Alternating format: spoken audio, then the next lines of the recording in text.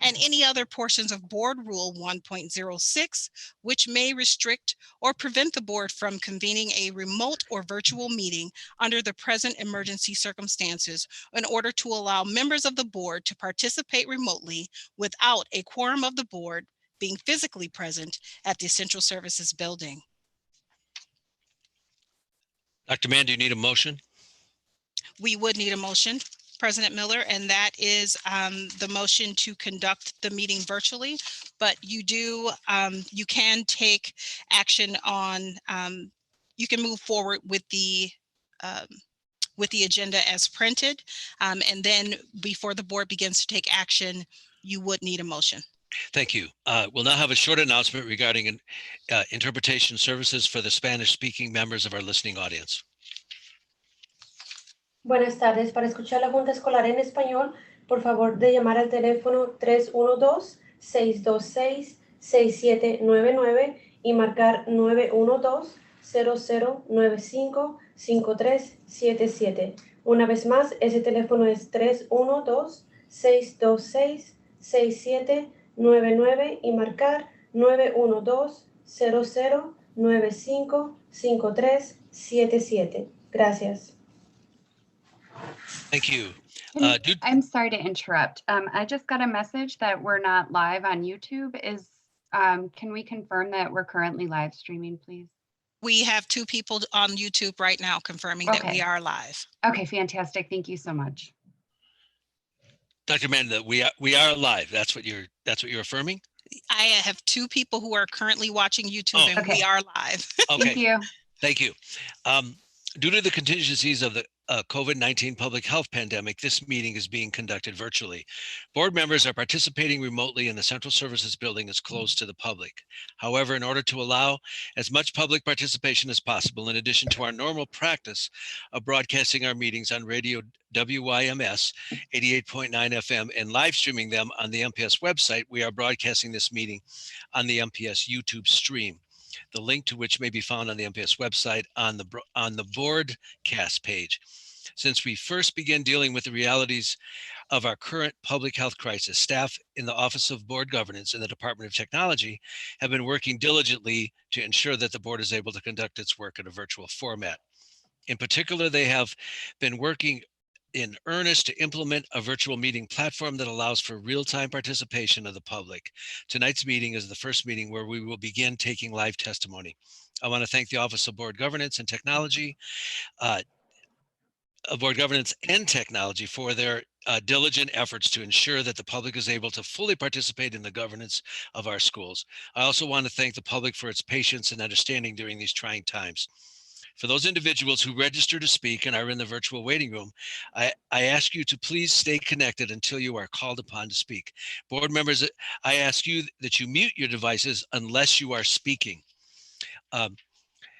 With that, as stated in the public notice of this meeting, I hereby move that we waive Board 1.024 in order to conduct the meeting virtually and waive paragraphs 3A, 5D, and any other portions of Board Rule 1.06, which may restrict or prevent the board from convening a remote or virtual meeting in order to allow members of the board to participate remotely without a quorum of the board being physically present at the Central Services Building. Is there any discussion? You would need a second. I second it. Okay, with that second, I see no discussion. Will the secretary please call the roll? On President Miller's motion to waive Board Rule 1.02, Parent 4, in order to conduct the meeting virtually, and 2, waive all applicable sections of Board Rule 1.06 in order for its committees or the board to meet remotely or virtually without a quorum physically present in the Central Services Building. The motion was seconded by Vice President Baez. On the motion as read, Vice President Baez? Aye. Director Herndon? Aye. Director O'Halloran? Aye. Director Peterson? Aye. Director Phillips? Aye. Director Seamson? Aye. Director Taylor? Aye. Director Woodward? Aye. President Miller? Aye. That's 9 ayes. The motion passes. I will now ask the secretary to lead us in the recitation of the Pledge of Allegiance. Again, members, please mute your devices.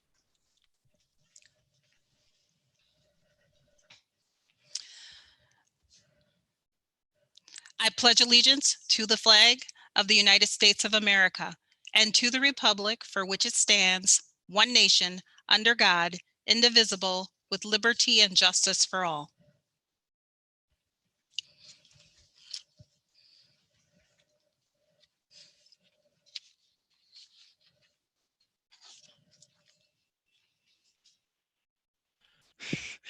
As indicated in the public notice of the meeting, our purpose tonight is to give public hearing on the proposed fiscal year 2021 school operations, construction, and extension fund budgets.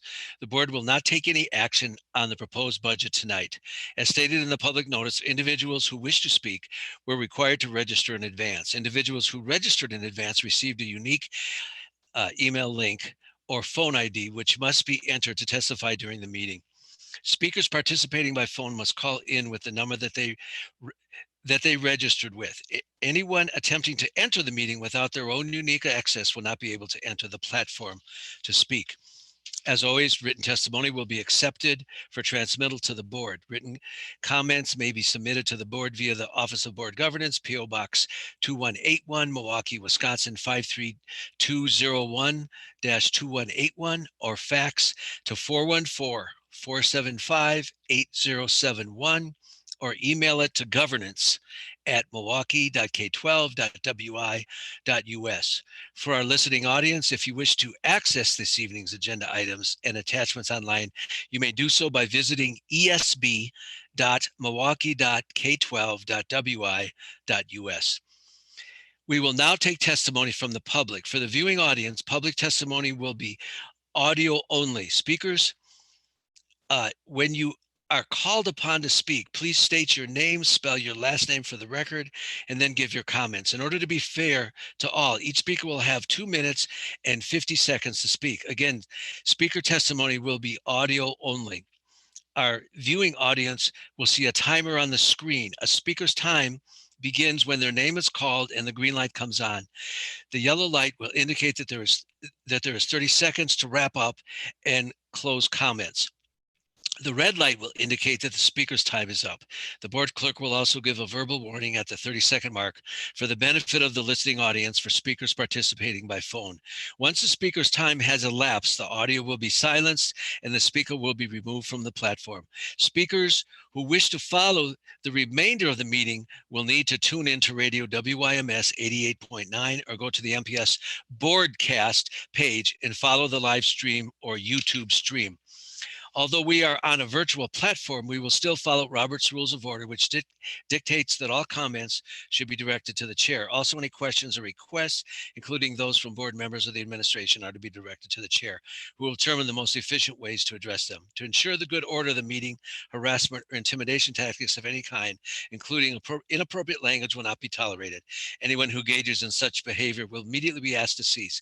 If such behavior continues, the chair reserves the right to remove the speaker from the platform. Anyone removed from the platform may continue to follow the meeting during the broadcast options previously mentioned. However, he or she will not be allowed to rejoin the meeting. Madam Secretary, please announce the first speaker.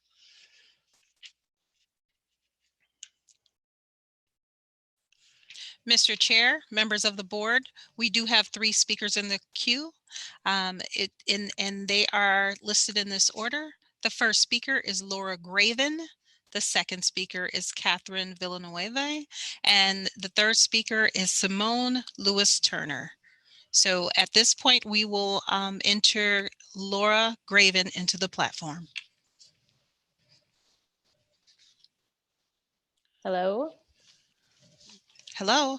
Great, thank you. My name is Laura Graven, Graven. Good evening, President Miller, members of the board, and Superintendent Polesley. Thank you to everyone on this call tonight. This budget season requires leadership from our elected officials more than ever. We need you to create clarity of the priorities that make progress for every student.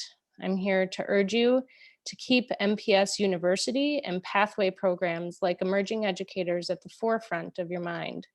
This is the only way to create sustainability for MPS students. I very much appreciate that MPS intends to use this budget and referendum to hire more teachers and other critical staff members that we need to serve our children well. But we must also realize that the workforce doesn't currently exist. Your leadership and action must widely expand programs such as Emerging Educators and help grow MPSU. These pathways eliminate barriers for individuals, sustainably building the diverse and uniquely trained workforce that we desperately need. MPSU has largely continued uninterrupted during this time with an ability to spend money in a very quantified and qualified way. The leadership within MPSU can transform and serve the needs of this district in a way that no other university has, gradually building a specific training, mindset, and culture from the very start. Every emerging educator that I've spoken with sees value in their education and knows that their future in teaching wouldn't be possible any other way. You must not only expand, but continue to hold the administration accountable for these particular programs. Please prioritize MPSU and emerging educators in the budget process with or without a pandemic. Regardless of how education is changing in the short and long term, we need a future workforce to serve our children for the long haul. And I know 30 MPSU seconds. can help. I very much appreciate your service to our children and especially in such uncertain times. Thanks so much for your time.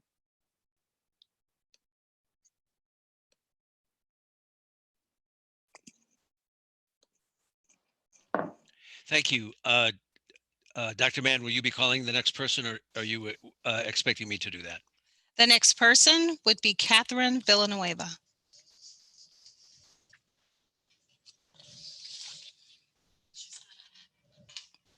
This was the young lady who I had said she didn't get her confirmation email, or it's not in her spam or anything. So I'm not sure that she's able to give the testimony tonight. If there's a way to go on to the next speaker and resend it to her, that might be helpful. Mr. Chair, know if you have a members of the process. board, I am not certain that we would be able to, we will keep her in the waiting room to see what we can do. Technology is here with us, but we're not certain we can actually get her re-registered at this point. There is a process that takes a while. I understand. Thank you so much. Dr. Mann? Mr. Chair? So if Ms. Villanueva is not able to get on, if she could send us a print out, if she could write out her comments, and the board will pay particular attention. If we're not able to get her on tonight, we will, please send it to us. So noted. And just so that you do know, we do have technology working to see if we can get Ms. Villanueva in the queue. But at this point, we will add Ms. Simone Lewis Turner to the speaking queue.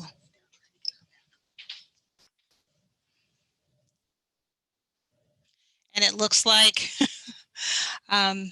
Ms. Lewis Turner has not been added to the platform at this time. So President Miller, if you would like, I can begin to go through the written testimony to allow the two individuals an opportunity to speak. If we can take care of their registration tonight. We're working to get a hold of them right now. Please do so. Would you remind the board how many you received this evening? How many It looks written like votes? we received 43 communications as of 3 p.m. tonight. Thank you. Okay, so all of these communications that I'm about to read in this first sequence are listed as informational, but they were actually indicating information about or seeking to receive information about salary steps. Okay, the first one is Alexandra Golick, Amy Reed, Brianne Stankas, Brooke Valeria, Cara Slingerland, Carolyn Hosler, Christine Turner, Darcy Bowden, Dave Paltruck, Diana Jones, Emily White, Enrica Francia White, Heidi Hernandez, Jackie Jensen, Jamie Gomer Pulliam, Jan Navarra, Joshua Anderson, Karen Cronwell, Kelly Fleschenbauer, Krista Vandras, Lori Plasek, Lyndon Wood, Lindsay Golding, Linda Scalaro,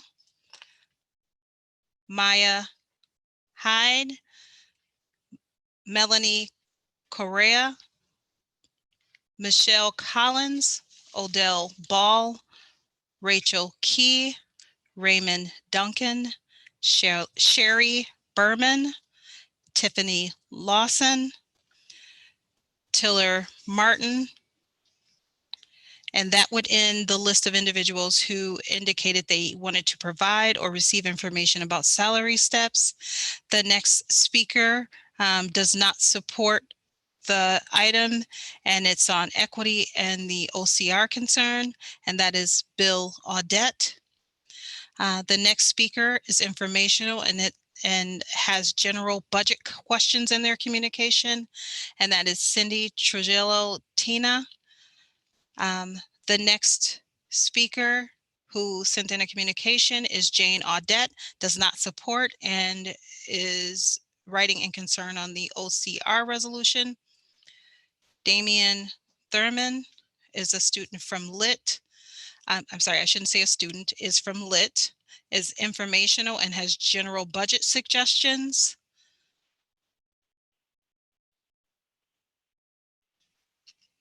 Guillermo Valdez is also from LIT, informational and has general budget suggestions. Jonas Smith is informational and also has general budget suggestions. Chris English also has general budget suggestions. Sydney McDuffie also has information on general budget suggestions. Zara Easter also has information on general budget suggestions. And Stephanie Baldwin does not support the item. Referendum funds being spent for salary increases is her concern. And at this time, Mr. President and members of the board, we do have both speakers back in the queue. So the first speaker would be Catherine Villanueva, and we will add her into the speaking platform.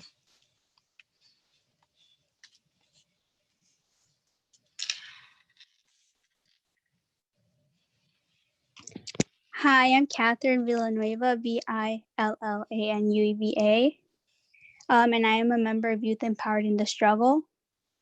As a member of Yes and Voces de la Frontera Action, we are proud to say that we contributed on the passing of the referendum by knocking on doors every week and calling 18,000 people, encouraging them to vote yes for the referendum. With this being said, we have written a letter with recommendations and concerns with the distribution of the funds. This isn't the full letter, but it will hit key points on what is written on it. Too many MPS students leave elementary school with a well below proficient reading level. There is a significant gap between students when they arrive in middle and high school. We propose a more in-depth training for teachers, which will provide them with more effective methods of teaching for reading comprehension. It is also equally important that we invest in our classroom resources, like virtual educational tools, new textbooks, and other necessary equipment. Also, we would like to see smaller teacher to student ratio, which doesn't exceed 30. We would like to have more freshly produced meals, which is proven to fact that students functions at a higher cognitive level with a nutritional meal. While we understand that it is very difficult to provide full-time electives universally, however, we would like to see the minimum number of days per week for each elective to increase among elementary and middle schools. It is important to invest in the retention of qualified psychologists. It is also important to ensure that each school has full-time access to a psychologist to better serve their students. The main purpose of this letter was to ensure that funds are allocated in an equitable manner. Hence, our biggest concern is that the 30 methods seconds. by which funds are distributed. Although the student body is likely the most significant variable to consider when allocating funds, we ask that it's not the first nor any variable you take into considerations. Schools with massive populations are always the schools in need.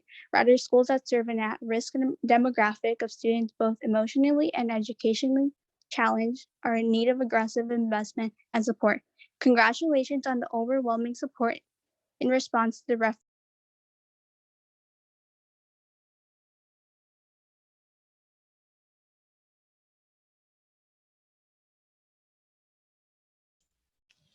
Mr. Chair, Yes, ma'am. the next speaker in the queue is Simone Lewis Turner.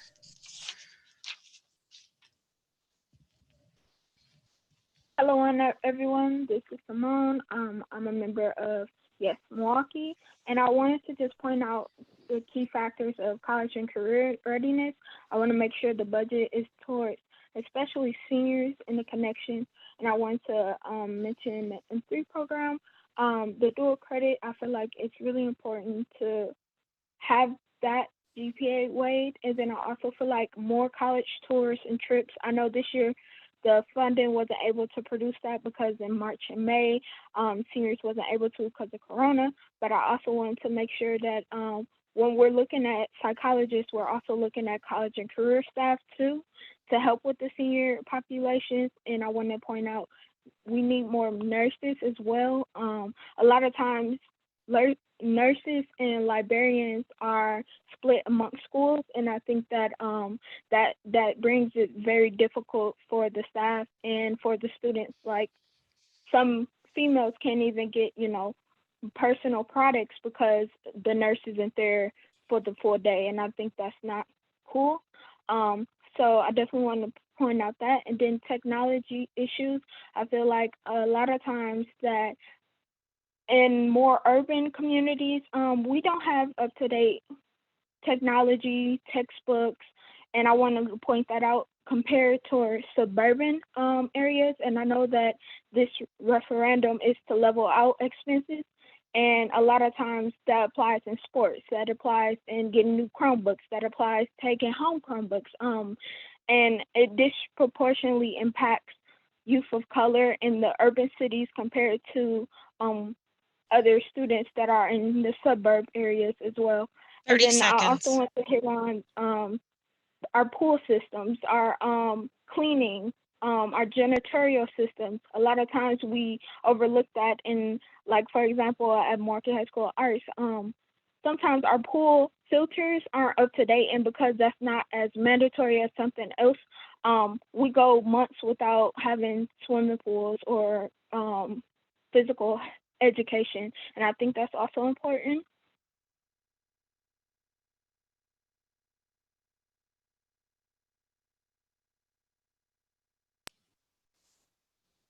Mr. Chair, that actually completes our public testimony.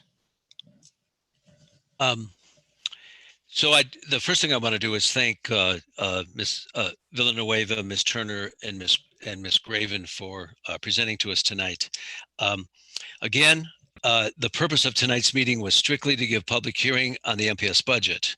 The board will continue its work with the proposed FY21 budget at the meeting of the Committee of Strategic Planning and Budget on Thursday, May 21st, 2020, which is scheduled to begin at 5:30. This meeting will be conducted virtually. Oral testimony from the public will be taken. Those interested in providing testimony are required to register to speak and may do so by phone at 414-475-8200 or by following the instructions on the MPS Boardcast page of the MPS website. Also, the board is tentatively scheduled to take final action on the proposed F21 budget at its regular monthly board meeting on May 28th, 2020. This meeting is scheduled to begin at 6:30, although the public will be able to access and follow this meeting. As is customary, no public hearing will be given. Before we adjourn this meeting, I would like to thank all of you who either addressed the board tonight or provided us with written comments.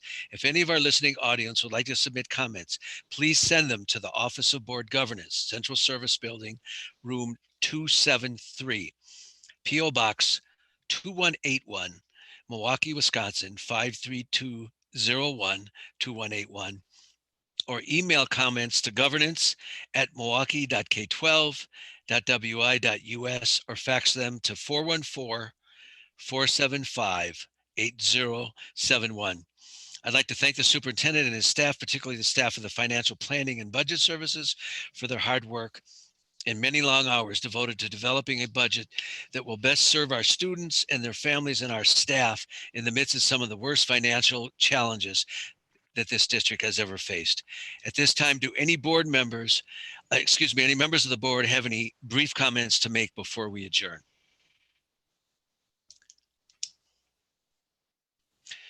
Dr. Mann, I can't see all the board members, so let me know if I do get any speakers. I am looking and I do see Director O'Halloran has her hand raised.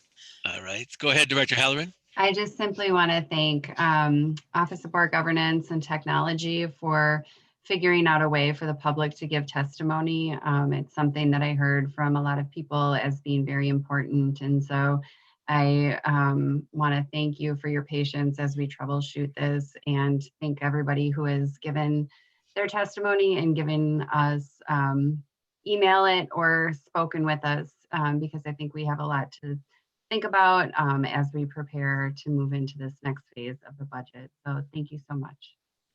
Thank you, Director Halloran. Anyone else wish to speak? Mr. Chair, Yes.